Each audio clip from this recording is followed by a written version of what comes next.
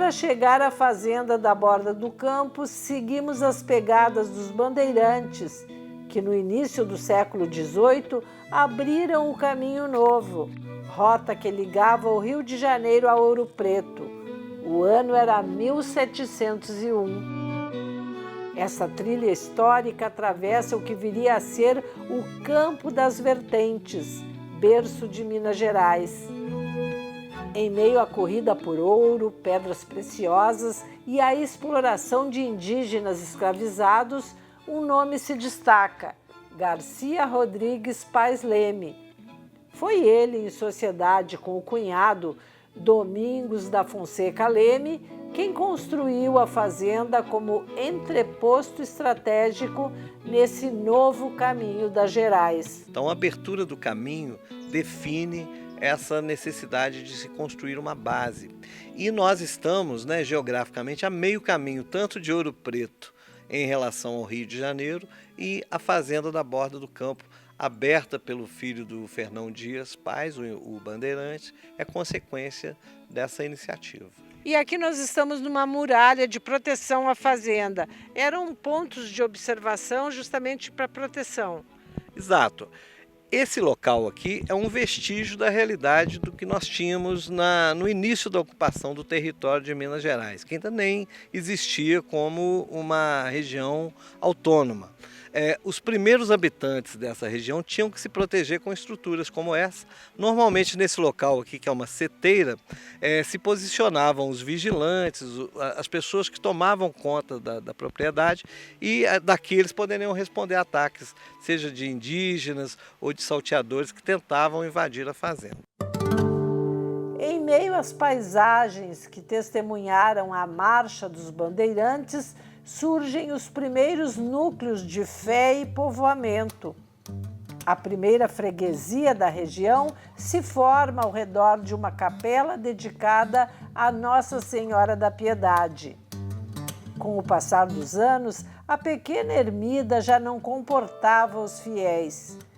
Em 1728, tem início a construção de uma nova igreja no centro de Barbacena, preservando a mesma devoção mariana. A devoção à Nossa Senhora da Piedade começou aqui, na capela da Borda do Campo, no início do século XVIII. Hoje a santa é a padroeira de Minas Gerais. Isso é um patrimônio e a gente tem que preservar isso. Mas a gente faz isso com muito carinho, com muito gosto. A gente gosta de preservar. Afinal de contas, também é a nossa história. É a história de Minas. História de Minas. Aqui nasce o culto a Nossa Senhora da Piedade, porque essa é a primeira capela do estado de Minas, por causa do Caminho Novo, foi construída essa capela. É a primeira capela do estado de Minas que é de Nossa Senhora da Piedade, que tem uma imagem de Nossa Senhora da Piedade. Diante da capelinha de Nossa Senhora da Piedade, não se trata apenas de arquitetura ou devoção popular, mas também de memória e poder. É nesse solo sagrado que as gerações da influente família Andrada encontram seu descanso eterno, conforme os costumes da época, próximos dos altares que veneravam. Aqui você tem os pais da Maria Inácia. Maria Inácia, quem era Maria Inácia? Maria Inácia era esposa do Zé Aires Gomes, aquela que arrematou no leilão e pegou de volta a fazenda. Então aqui estão os pais dela. E para você, como que é a importância dessa descendência e de manter viva essa história? Olha, a gente tem um orgulho, a gente tem até emoção nisso, mas a gente também tem essa responsabilidade da gente preservar, manter isso, porque isso, como eu falei, transcende a própria fazenda, transcende até a própria família. Diante da pequena capela, um marco silencioso atravessa os séculos. Um relógio de pedra, cravado no chão desde 1767. Ele não apenas mede as horas, ele revela o compasso dos sonhos e dos limites humanos. Ali, sob o céu de Minas, o tempo era sol, iluminava os caminhos, ditava as jornadas, marcava o labor e a espera. Era o tempo da fé, da busca por ouro, do nascimento e da partida. O relógio de sol parece lembrar que tudo passa, menos o tempo e as memórias que ele crava na paisagem. Esse relógio está aqui raro, ele é de 1765, se não me engano, está aqui no mesmo lugar. Como aqui era um ponto de registro, né, de hospedaria, de passagem, de comércio, que foi um grande povoado, esse relógio foi colocado ali para se controlar o tempo das atividades, o tempo de trabalho, da rotina, das viagens. Era o relógio que ditava o tempo para as pessoas. E o relógio continua aí vencendo o tempo, continua ainda marcando o tempo para todos nós hoje. E lá se vão 300 anos de história. E lá se vão 300 anos e o relógio funcionando há mais de 300 anos, nunca parou.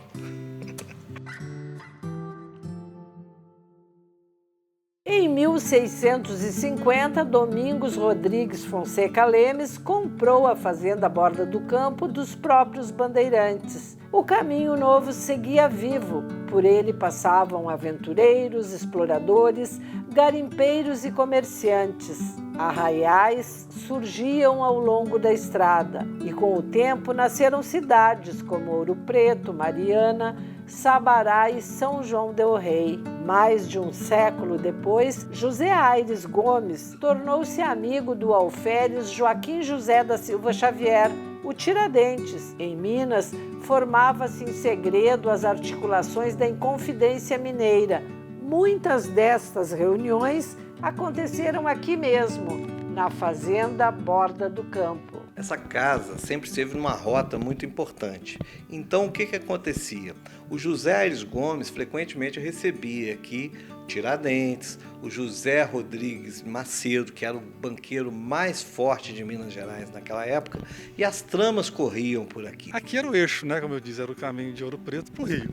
Então, todo mundo de Ouro Preto para o Rio tinha que passar aqui. Não tinha outra opção, era obrigado a passar aqui. E como o dono da fazenda à época se tornou Inconfidentes, todos os Inconfidentes que iam para o Rio passavam e confabulavam, e se reuniram e marcaram reuniões aqui. Era aqui nesta sala que José Aires Gomes recebia os Inconfidentes. Tiradentes era uma presença frequente. E foi aqui na fazenda Borda do Campo que também foram encontradas as provas que levaram os Inconfidentes à condenação e ao degredo. E dentro dessa casa existem dois fatos assim, muito importantes dentro do processo, a chamada devassa, né, da Inconfidência Mineira, que são momentos onde provas documentais são conseguidas aqui para corroborar, inclusive, com a condenação do Tiradentes e do próprio José Aires Gomes. Uma delas é uma coisa até engraçada, que foi um poema com um monte de ofensas escritas aos portugueses, e que foi feita uma denúncia anônima, que esse poema era lido pelo José Aires Gomes, e numa das gavetas aqui de algum cômodo dessa casa encontraram o papel realmente, e isso foi arrolado no processo. Marotos, cães, labregos, malcriados, porcos, baixos, patifes presumidos, piratas no furtar, enfurecidos, piolhentos, cebosos, esbriados.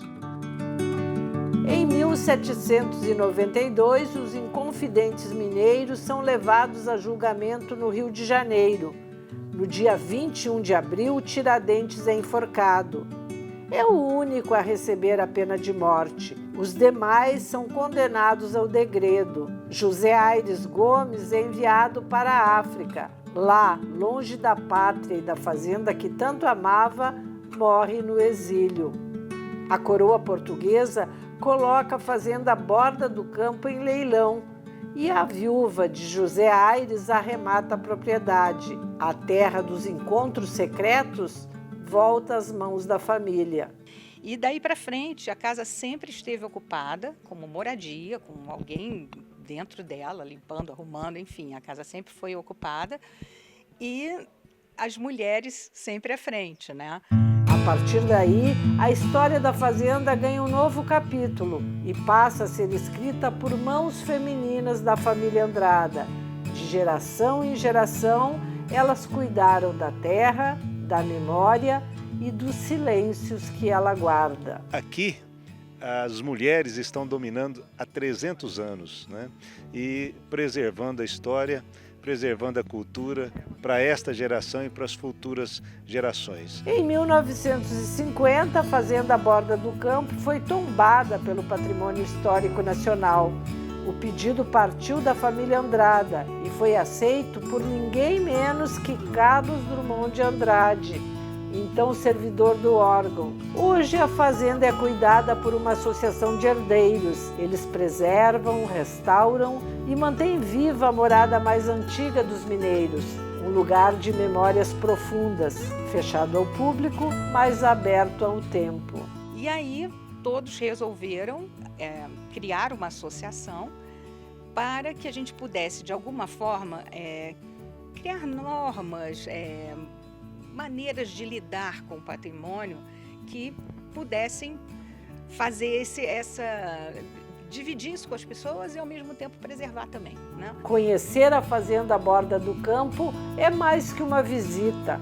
É caminhar pela história viva de Minas Gerais e do Brasil, por entre paredes centenárias e com os passos de quem sonhou liberdade e ajudou a construir o país. Passaram inconfidentes, né, como a gente sabe, passaram pessoas que pensaram no futuro do Brasil, na liberdade. Liberdade e justiça são dois valores que unem o nosso tribunal também, que é um tribunal que se preocupa também com esse grande valor que é a liberdade, que é a história e que é a justiça.